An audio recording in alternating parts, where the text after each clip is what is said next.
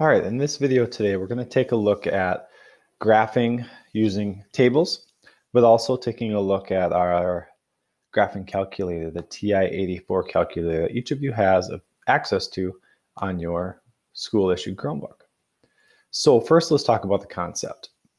So graphing using tables. So what we have here is we have an equation, y equals 5 minus x, in which we want to graph all of the different ordered pairs, the x comma y's, in which we would get a true statement if we were to plug them into our equation.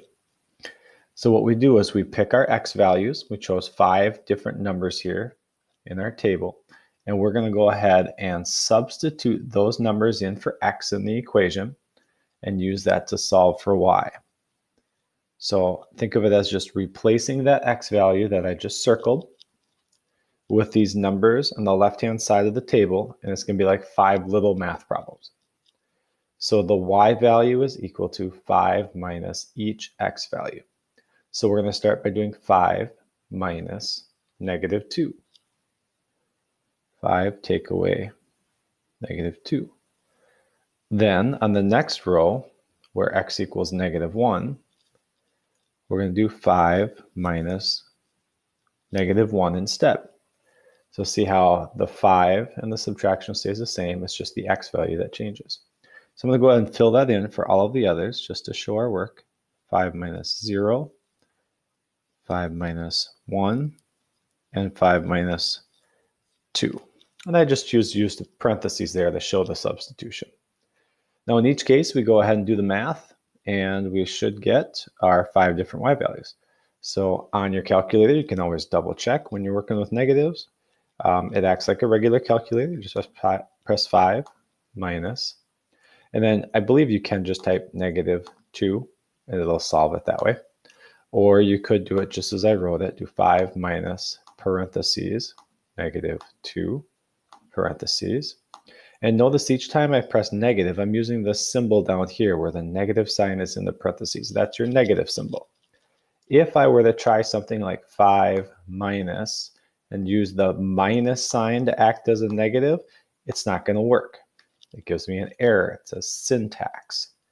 Okay, so I can say quit, or I can say go to. And if I'm not sure where the syntax error is, I can go down to number 2, and then I press enter, and it will take me to the error, and it's saying right there, that's the problem. That can't be a double sign. Subtract, negative, doesn't work. Or excuse me, subtract, doesn't work. Change it to negative, now it works. So 5 minus negative 2 is 7, 5 minus negative 1 is 6, 5 minus 0 is 5, 5 minus 1 is 4, and 5 minus 2 is 3. So then we would take our ordered pairs and plot them on the graph. Remembering that each xy value, each combination there represents an ordered pair. So when we see the x value is negative 2 and the y value is 7, that's the ordered pair negative 2 comma 7. That's what we're plotting on our graph, each of these. So I always go in the x direction first, which is to the left if it's negative. So over this way if x is negative, to the right if x is positive. And then once we've gone left or right the correct amount, then we either go up if the y value is positive or down if the y value is negative. So we have positive x to the right, negative x to the left. Positive y up, negative y if we go down. So our first ordered pair, the x value is negative 2, so I go towards the left, towards the negatives, 2 spaces, which would bring me to here, if you can see my cursor on the screen. And then the y value is 7, so I count up to 7. 1, 2, 3, 4, 5, 6, and 7 will put me right there. I'll see if I can draw that with my stylus. There we go. The next ordered pair was negative 1 comma 6. It's the second row of our table. So this time, starting at the origin, my x value is negative 1, so I want to go in the negative x direction 1 unit. So I just go once to the left. My y value is positive 6, so I count up 6.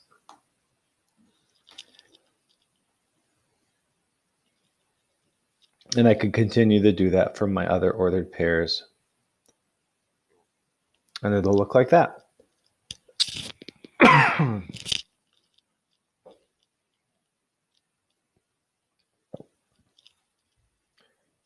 All right, and last, the only other thing we need to do is to draw a straight line right through our points. And it is a little bit hard to do using our Chromebook screen and the stylus. So if you ever have to undo something, remember the little undo button shows up at the top, usually after you draw something up here, or you can hold the control button and press Z to undo each stroke. Now what I want to do is show you how to get all this information actually a little bit easier on the graphing calculator, which is pretty cool. So I just press clear, which is this button right here, kind of in the upper right hand area of our main buttons. Clear will usually clear if you have math statements here on the screen. And what we want to do is we want to start with this y equals button on the top row. That's going to take us to our equation editing screen. And all we need to do is enter in our equation for this function, y equals 5 minus x. You'll notice it already says y1 equals, and that's just because it allows you to do more than one equation. It labels it based on what color it is. So we're just going to go in the y1 equals, and we just need to type in 5 minus x. So the 5 and the subtract are pretty straightforward. The x key is actually right here next to the green alpha key. It's the one that has 4 different symbols on it. It has an X, a capital T, has what looks like a circle with a line through it, and then the N. If you press that, it automatically knows that we're graphing on the XY coordinate plane. So it's going to use the X feature of that button. If I want to see what that looks like, I just press graph up here on the top. Pretty much anytime you're using this screen and you want the full screen version, we're going to use these buttons up here. So we press graph and it shows us that. And that's great. It looks pretty similar. The difference is that I'm working with square values down here, where it is like a perfect 1 by 1 square or a larger 20 by 20 square. And this screen is a little bit different. You can see that the tick marks on the y-axis are a little bit closer together than the tick marks on the x-axis. And that's because my screen's rectangular to represent that 20 by 20 area, just like I have here, that where it's square. So that's why it looks a little bit different. Now, it's nice to be able to look at that and see, oh yeah, it looks like it's about the same. It's in the same direction, and it's crossing the y-axis at about the same spot. But how do I know for sure that these are the correct numbers over here? So this is called a table of values. So what we want to do is look at the table feature on the calculator. So take a look at your calculator. Do you see any buttons that say table on it? And hopefully you found it. If you didn't, it's up on the top. It's in blue lettering. It's actually this one at the very top right that we press to graph the function.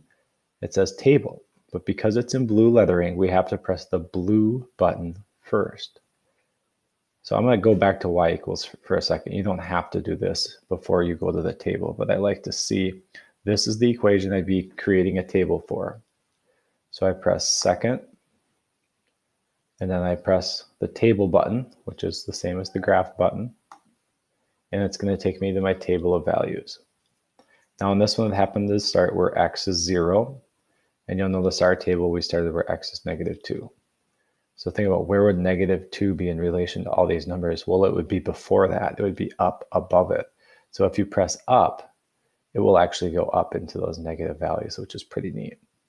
So now we can compare. -2 gave us a y value of 7. That's what we get in our table on the calculator also. -1 was 6. 0 gave us a 5. 1 gave us 4. 2 gave us 3. So this gives us the full table, where the x values are all the integers, positive and negative numbers. In our table here, we only chose 5 values because we wanted to get an idea of where that line is on the graph. So this gives you the full table, and you could scroll up or down to see that. versus how we did it on paper or by hand. We just chose a couple values. Let's look at another one, but this time let's use the calculator.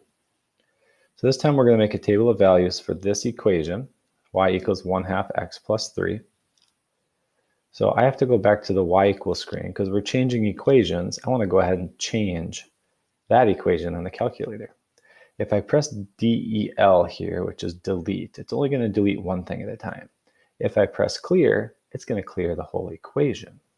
If you had multiple equations in here, you would have to go down and clear each line. All right, so we're going to take a look at example 2 here. And this time our equation says y equals 1/2 x plus 3. And you might be wondering, well, how do I enter a fraction into my calculator? And there's 2 ways you can do that. One way is to put parentheses around the fraction. So we can show that 1/2, which is just 1 divided by 2, with parentheses around it, is one way to separate that fraction, and then do the x plus 3. Another way to do that, I'm going to go down to y2 for a minute, just to enter it next to it. There's actually a feature of the calculator where you can type things as a fraction. And I believe, if I remember right, it's in the F1 menu. So on the top, you see in green how it says F1, F2, F3, F4, F5. Because it's in green, you press the green button first this time. And then you go up to F1. Perfect. And you'll see the first pop-up menu says frac for fractions. Then there's functions, matrix, and y variable, which we don't need. And then notice how they're right above these buttons. Okay, so if I wanted to change the matrix menu, I go over here to this F3 button and I press that instead. So what I want to do is look at these options for fractions. You have your standard numerator over denominator, which is n over d. You have your, I believe this is a mixed number, because you've got one that's bigger, like 2 and 1/3, I believe would be your second option. And then you have one where it'll convert a regular fraction to a mixed number, like an improper fraction to a mixed number, or vice versa. And then finally you have, if you want to know what a fraction is as a decimal, or a decimal to a fraction, you can use this fourth option. But we just want to type in and enter a regular numerator over denominator. So that's option number 1. So I can either press 1, or once it's highlighted, I can press enter. Now notice in my Y2 menu, it gives me a fraction look, and I just type 1 because I want that to be my numerator. I then have to press the down arrow key to go to the denominator and press 2. Now, if I were to press X, it's going to put it right after the 2, as in like 2x is the denominator. But I don't want that. So I have to press to the right to get out of the fraction. Now I can type my x plus 3. All right, so that's a little tricky. When I press graph, we'll see that these are really both the same thing. The blue and the red overlapped each other. All right, so what we're going to use this for today is we want to take a look at our table of values. Remember, table is in blue on your calculator, so you press the blue button first to get that function. And we can see our table here. Now notice we have a y1 column and a y2 column. And in y1, we didn't use the fraction shortcut, so it's giving us our y values with decimal values. In the y2, that's where we actually made it look like a fraction. I'll go back here for a second. See how y2 had the fraction 1/2 times x plus 3? And in our table for y2, it gives us fractional answers. So there's pros and cons of each. You know, when you're making a table, you'd probably rather have the decimal form. But when you're graphing equations, I kind of like having the fraction form. So when I complete the table here, I want to choose values, choose x values that are multiples of the denominator. Because when I do that, I'm going to get whole number values, or at least integer values, for the y's. So multiples of the denominator of 2, like multiples of 2, 2, 4, 6, 8, 10, and so on. So I want to pick a couple of negatives. So when x was -2, the y value is 2. When x was -1, I got a decimal. I don't really want to graph that. So I'm going to go to the next multiple of 2, I guess, on our list, which would be 0. When x was 0, y was 3. Okay, I'm getting that right here in my calculator screen. The next one I have where it's a multiple of 2 is where x is 2, y is 4. And I'll maybe just pick one more here. When x is 4, y is 5. So I quickly plot those 4 points. Remember, the x goes first. Positive x is to the right, negative x is to the left. So for the first ordered pair, -2, 2, that goes to the left 2 and then up 2. For the next ordered pair, 0, 3, 0 tells me I don't go up or down at all, or excuse me, I don't go left or right at all. But I do want to go in the positive y direction, 3. I have to excuse my writing there. I got a little too close to the screen. The third ordered pair is 2, 4. So now my x value tells me to go positive, so to the right 2. And then I go up 4, because that's my positive y. And finally 4, 5. To the right 4 and up 5. Notice how those 4 line up. And then on my calculator, if I press graph and I kind of look at it, I think, yeah, you know what? That looks pretty good. It looks like it's crossing my y-axis at the third mark up. And on my graph, it's the same exact thing is happening. And I have that upward to the right angle. I finish it with my line, draw arrows at the end, and I'm done. All right, last one. Pretty straightforward, not really any tricks here. I think this one really was just because it had the negative in there. So I would encourage you to press y equals, clear out those old equations. I would encourage you to pause the video here in just a second. I want you to enter that equation, find those corresponding y values, and try plotting that on your own and see if it looks like what it does on the screen.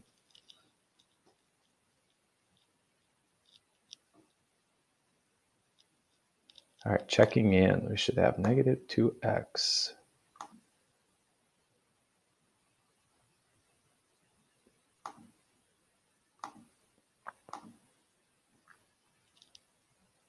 All right, so checking in, we have y equals -2x plus 5 in the equation editor. Take a quick peek at the graph. It looks like it's going down to the right and crossing the y-axis above the origin, straight up from it. Let's take a look at our table values. Okay, so this time in our table value, I really want to start where x is -1 because on my table I have 4 kind of random numbers. They're not evenly spaced. So when x was -1, the y value was 7. When x was 0, the y value appeared to be 5. When x was 2, the y value appeared to be 1. And when x was 4, the y value was -3. So we'd plot our 4 ordered pairs there from the table. -1, 7. The other thing about graphing, if you're using Cami, I forgot about this, but you can change the stroke thickness. There we go. 4 seems to be like a good size for a dot on this. Then I don't have to try to scribble it. So I go to the left 1. That's my -1. And then the y value is +7. I want to go straight up 7. Right there. My next ordered pair is 0, 5. So if my x is 0, I don't go left or right at all. If my y value is +5, it means I go up 5 units, right on the line. My next ordered pair is 2, 1.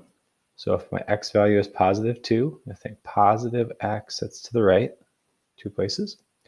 And if my y value is just +1, I only go up 1. Finally, my last one. X is 4, y is -3. So x is +4. I want to go to the right 4 spots. But then I also have to go in the y direction. This time it's -3, and that's when I go down. If the y value is negative, we go down. Notice they all line up quite nicely. If we press graph on our calculator, we get that reminder that yes, it should be going that way, down and to the right. And I can change my stroke thickness back to 1 or 2 to draw my line so that it doesn't cover up those dots. I want to see those dots when you do this on your assignment. All right, so that's our lesson for today, using the graphing features of the graphing calculator to help you make a table and to help you check your graph. I don't want you to just look at this and scribble a line in your graph space. That's not how we're doing it. We're using the table feature to get some values that we can plug in our table. And then we plot our points by doing X first, Y second, draw your line, and check to confirm that that looks similar. All right. Let me know if you have any questions.